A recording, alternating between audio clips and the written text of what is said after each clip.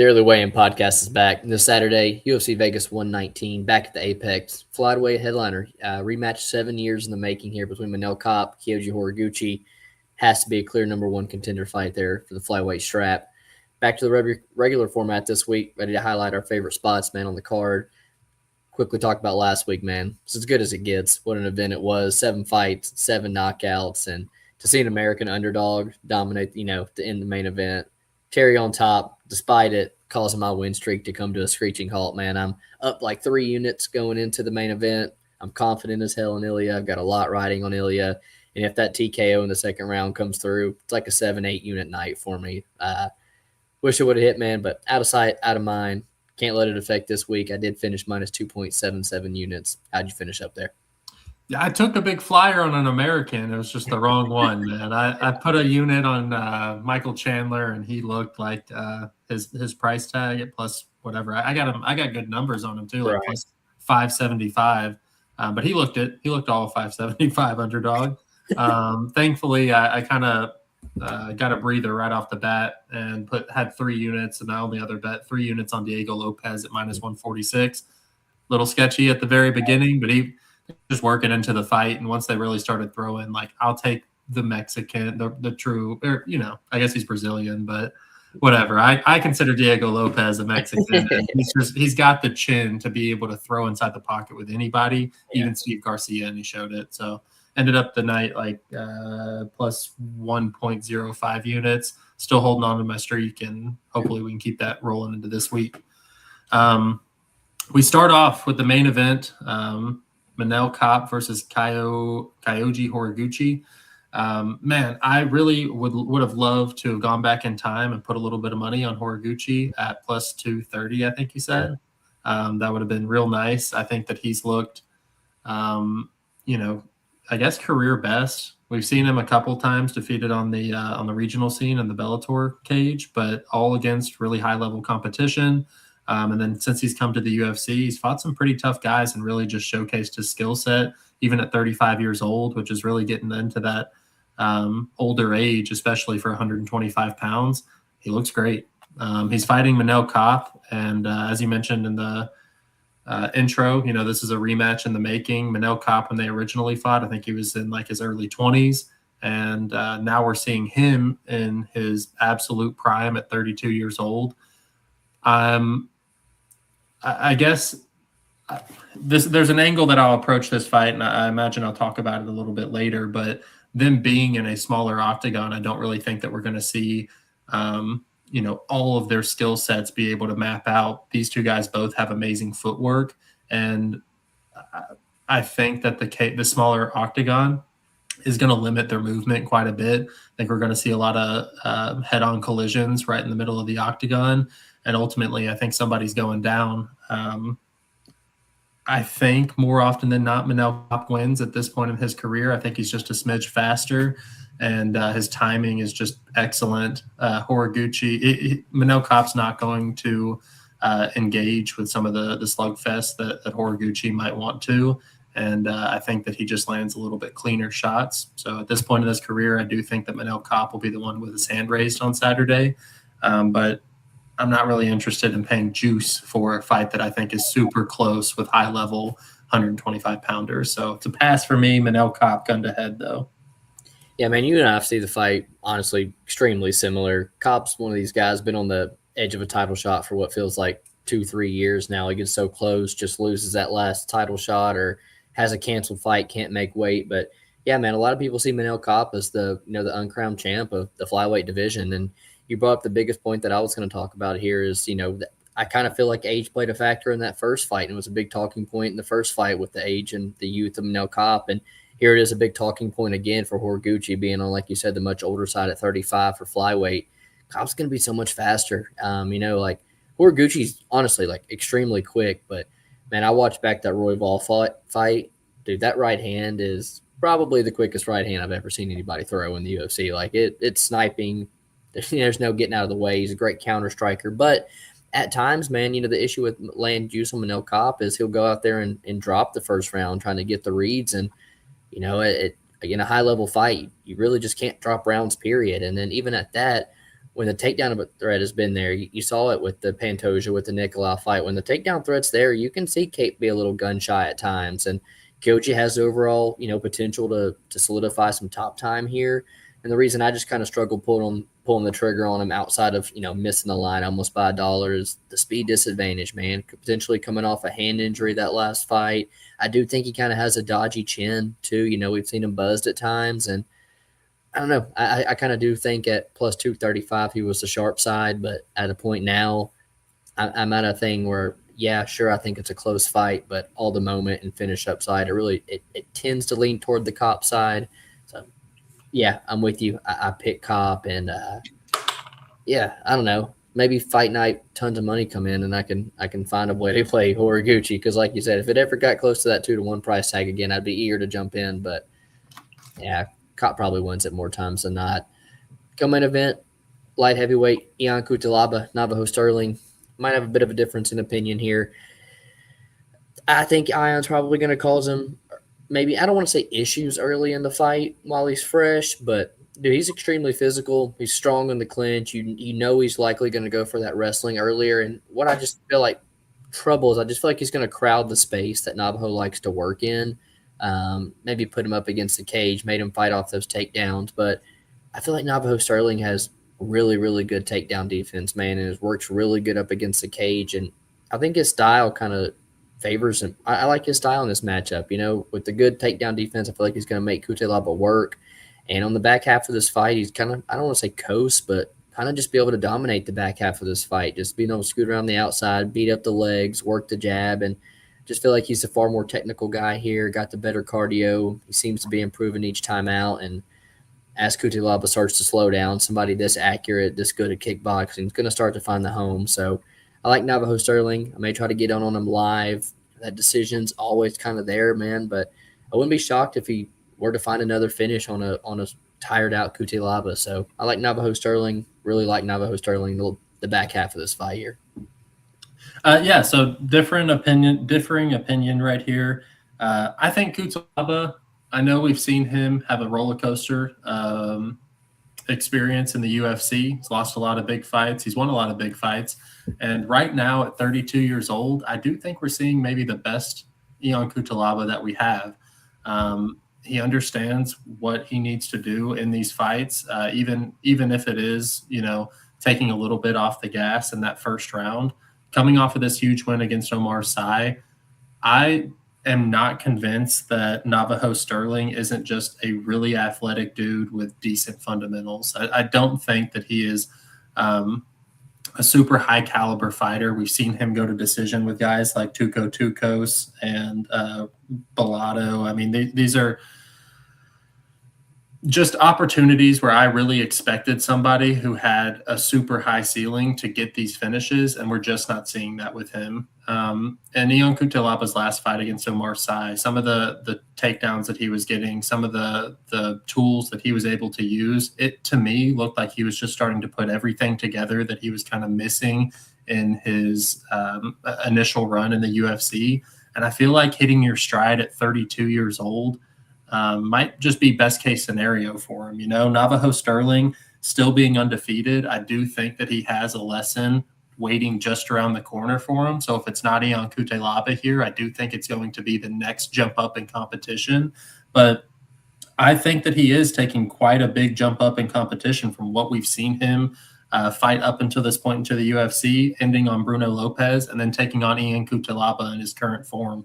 I think that the price tag is a little wide. We've got 205ers in a small octagon, and Ion Cutelaba is going to push that pace early. Anybody can get caught, and for somebody in Navajo Sterling who does take a little time to work into fights, I don't think that he's going to get that opportunity if Cutelaba comes out and really tries to hurt him early. So, yes, I think there's high potential that Cutelaba does Cutelaba things and drops this fight, but I also think that he's getting severely disrespected approaching the plus 260s and higher right now.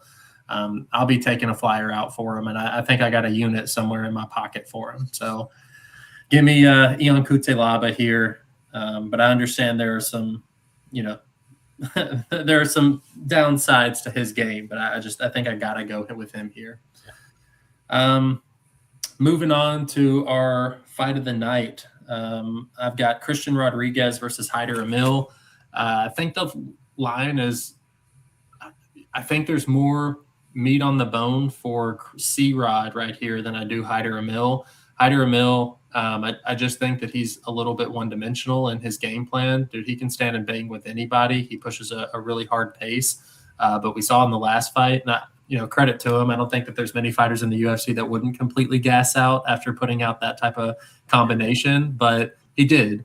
And that plays right into the game plan of C-Rod. C-Rod's a little bit slow of a starter, but I think if this fight winds up on the ground, I think we see C-Rod really start to take over. And then on top of that, C-Rod's just not the type of fighter to engage in a firefight in the middle of the octagon. He's much straighter and longer with his punches, and I think that's could be an issue for Hyder Amil. So I think dodging an early finish from Hyder Amil and giving him exactly what he needs, I think C-Rod can really walk away with this one, especially if we see it hit the second and third round.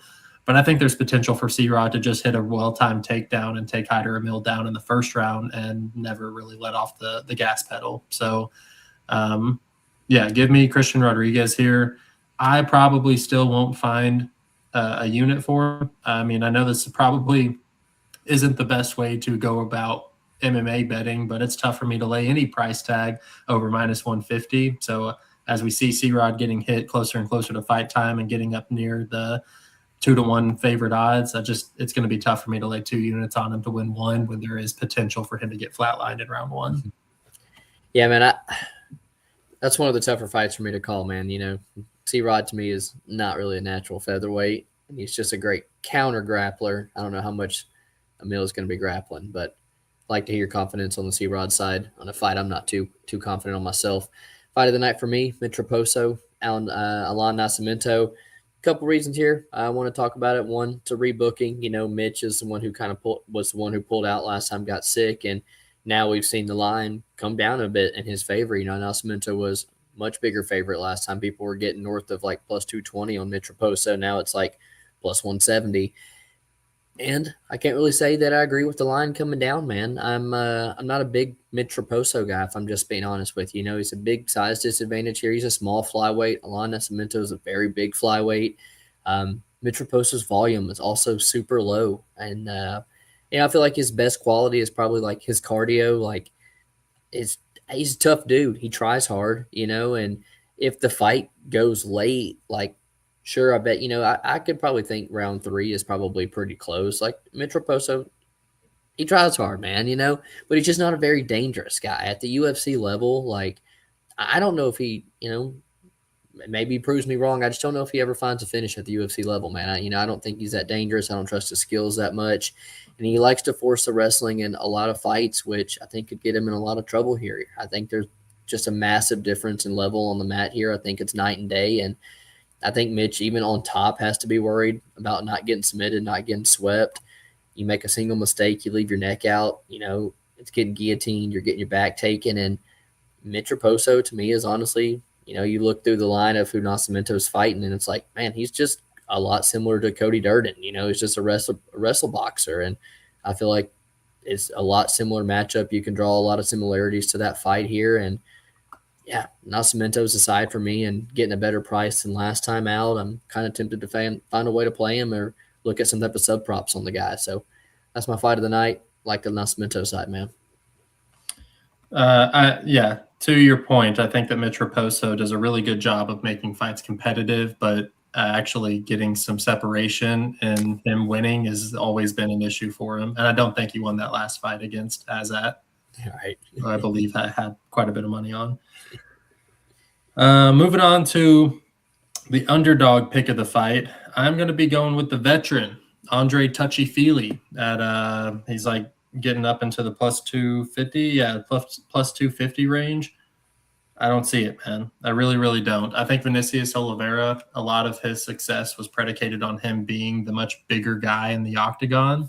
And now, after suffering his first loss at bantamweight, he's moving up against somebody who has the experience, is a competent grappler, and on his best days looks like he could beat anybody at 145 pounds.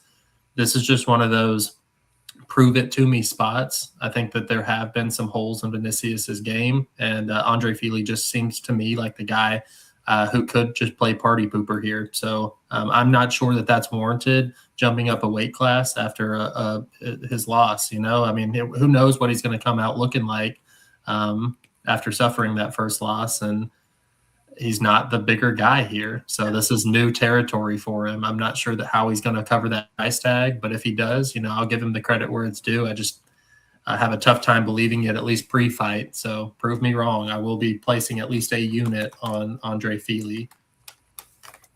Yeah, man. Props to you for liking Cutelaba and Fili this week. I'm kind of going to puss out, not taking any money lines. I am going to take plus money play from a underdog side here. I'm going to go, either the fight under 2.5 or Andre Lima inside the distance at plus 120. It's a bit better than just the under by itself. You're getting plus money for the biggest favorite on the fight card to finish.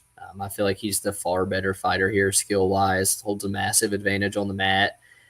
And really good calf kicks, man, really good intelligent striker. And in front of him is a guy the UFC does no favors for, constantly feeding him to their prospects. And I think you know what you're getting with Kevin Borjas. You're getting a guy who's extremely one-dimensional, extremely front-loaded. He has good boxing. He comes out fast, but he fades, notoriously fades like bad.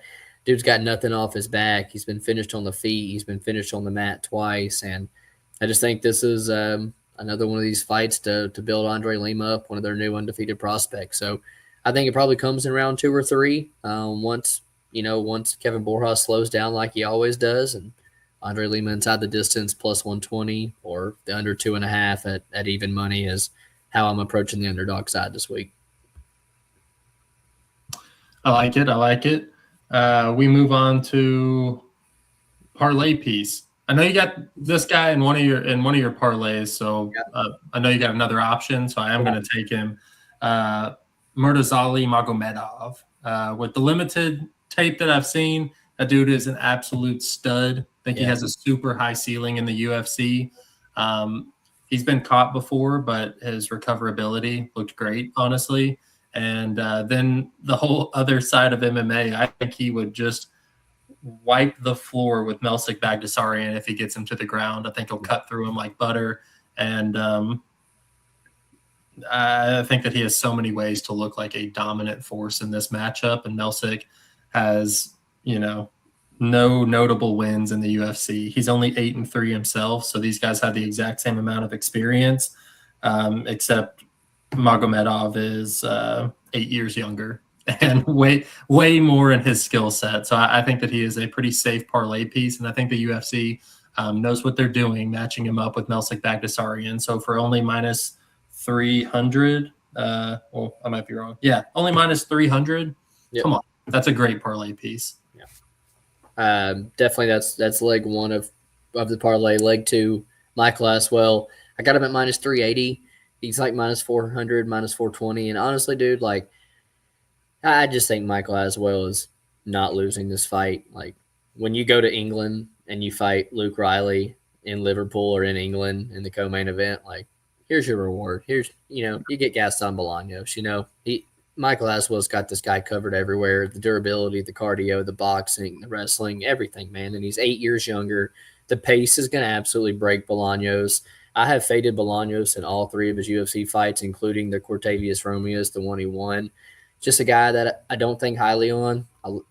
These spots that I like to capitalize on, take advantage of these guys that I clearly am successful fading, and I think he's weighing over his head. So Michael Aswell, I think, is primed to even get the finish, man. You're looking at an under at plus 130. The fight doesn't go the distance, probably at plus 100, even money. So, yeah, I think I might even find another way to play Aswell this week just because it's one of those spots I don't want to let get away from me. I feel very good about him on Saturday.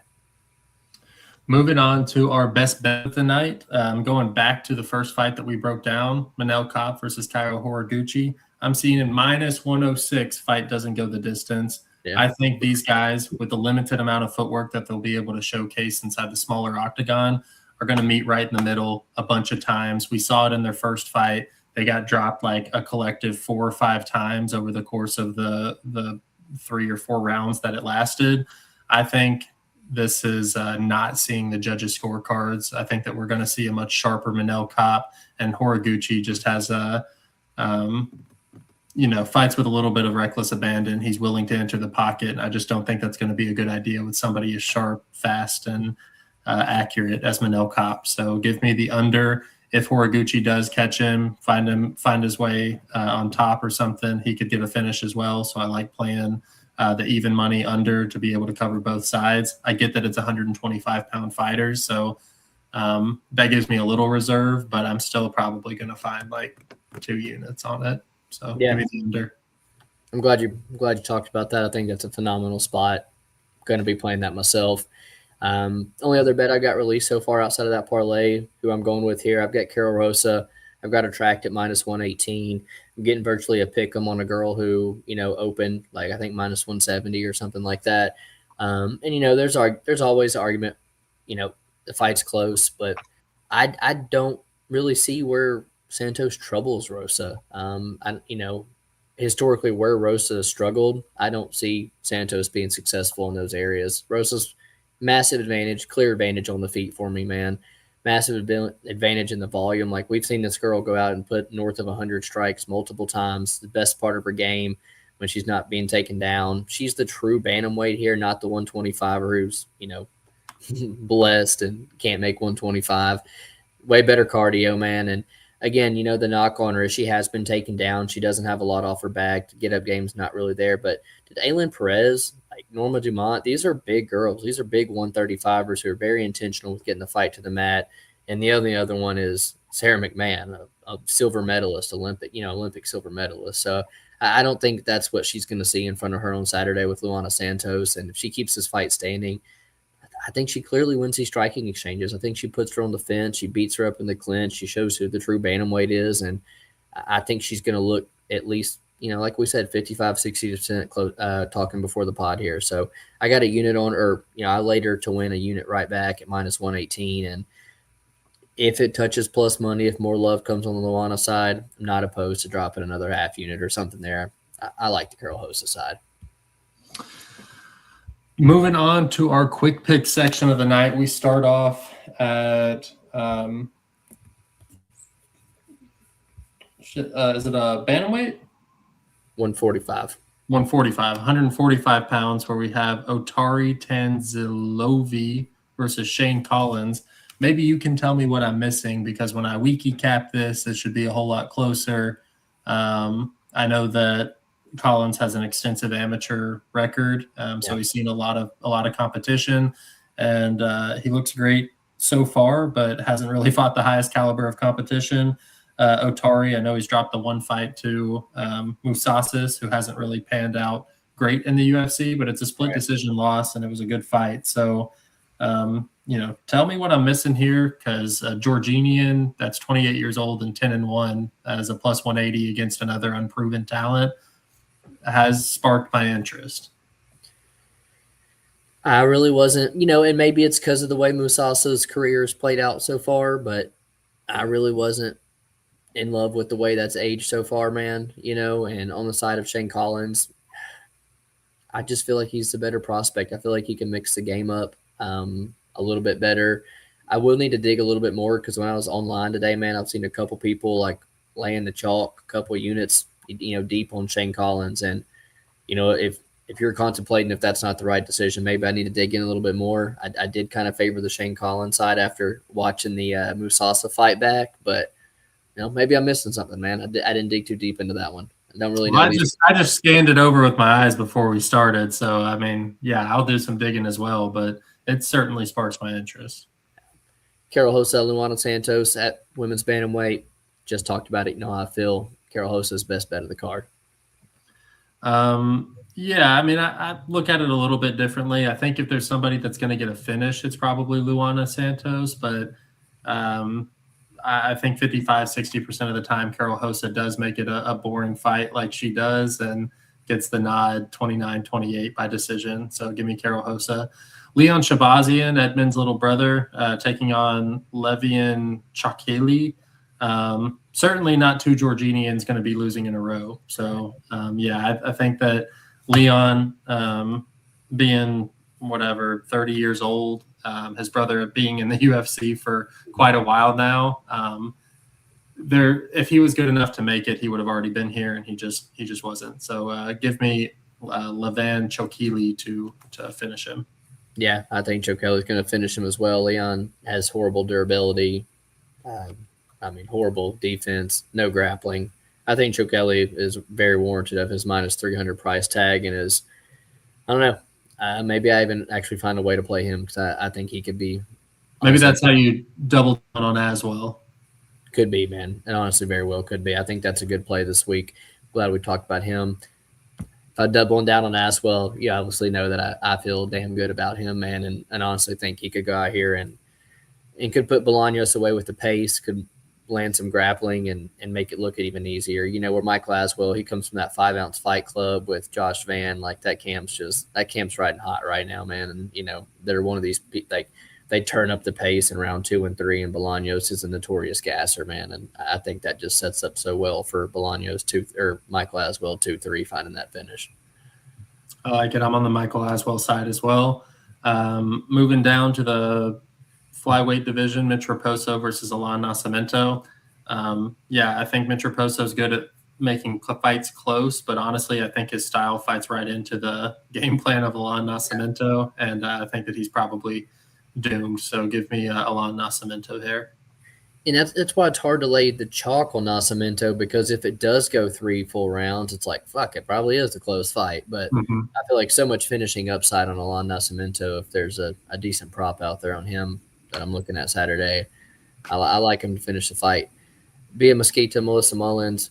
Dude, Bia Mesquita, like, there's not many girls that when they get on top, is as dangerous as she is, man. She's got world-class grappling, and she is mean as hell when she gets on top. Reminds me of girl who's about to fight for a title, Jillian Robertson. You know, like when she gets on top, she's looking to do damage, man, and I like that. And Melissa Mullins is honestly just a pure grappler who slows down, and I think she is the far inferior grappler here. So Bia Mesquita inside the distance is how I see this one happening.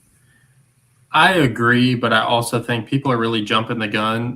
Bia Mesquita submitting Alex Siva and whoever the other one was, Montserrat Rendon, who's like 48 years old. Yeah. I mean, I do feel like we're getting a little too confident on somebody who's still got less than 8 fights and only 2 of them being against like bottom of the barrel UFC fighters. Melissa Mullins might not be the girl to do it, but like Bea Mesquita's first challenge, I'll then see where she's at as a fighter. But yeah, I think she probably walks through Melissa Mullins, but I don't believe so much in her as a fighter as a lot of people do. Andre Lima versus Kevin Borjas. I'm a little worried that Kevin Borjas' Peruvian background is going to play a part in him not getting finished here. But unfortunately, fortunately for your bet at least, and possibly mine later on in the week if you can talk me into it, he has been getting finished, and I think that Lima is a super high ceiling, talented fighter. So, give me Andre Lima here. Yeah, I think this sets up perfectly for a Lima round 2, round 3 finish. We've seen it happen in Borjas' career as he slows down, and we just saw it with Andre Lima and Daniel Barres, a guy who's extremely front-loaded with the boxing and slows down, and Andre Lima got that round 3 sub. I could see something similar here. Vinicius Oliveira, Andre Fili.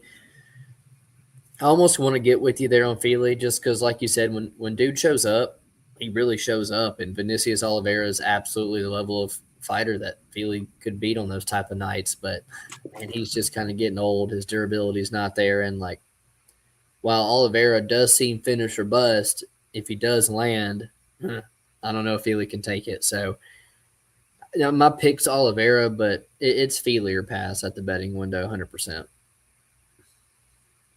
I'm just not convinced that dude is hitting as hard as Joe Anderson, Brito, or Danny Ige. You know, like I mean, those are the guys that are flatlining Andre Fili, and I just don't know if Vinicius coming up a weight class is going to carry that same amount of power. So yeah, give me Andre Touchy Fili here to show up just one more time. Against somebody who is fleeting his former division to reinvent himself. Staying in the same weight class, Melsic. Yeah, staying in the same weight class, Melsik Bagdasaryan taking on Murtazali Magomedov. I think Magomedov just wipes the floor with him. Hopefully he takes him down and I don't have to sweat it at all, but I do think that he just showcases his skill set and becomes a staple in the UFC's division. Yep, Magomedov inside the distance for me, staying at 145. Rodriguez and Mill.